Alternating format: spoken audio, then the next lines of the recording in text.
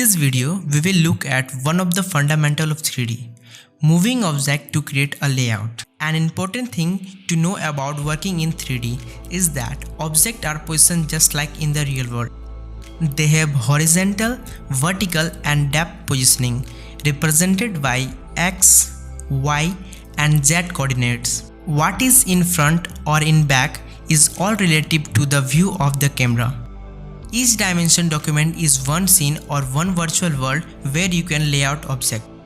Use the scene panel to quickly view all of the objects in your scene. You can select objects by clicking on them in the scene panel or in the canvas. Some objects are made of multiple parts. When selected, objects in the scene panel will auto expand to show some parts. To move an object, we can use transform tools, which include the select, move, scale and the rotate tool found at the top of the toolbar.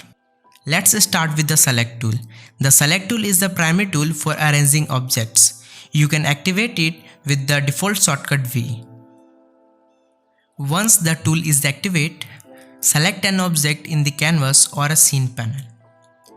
The select tool widget will appear. Use the pivot handle to move the object along the surface, easily snapping to the ground plane or other objects. Hold Command while dragging on the pivot handle to move the object in the screen space. This will always move your object parallel to your current camera view. Click and drag on the object, not using the widget, to move the object parallel to the ground plane.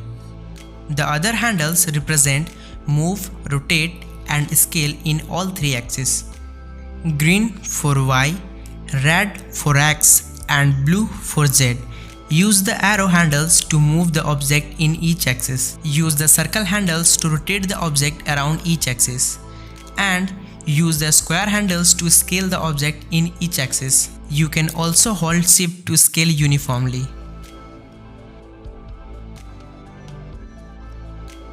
You can change the orientation of gizmo to be aligned with either the object or the scene by toggling the Align to Scene tool option.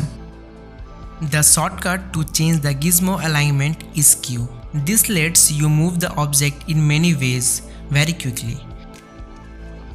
It's important to note the property panel will always display the position of an object in scene space or aligned to the scene.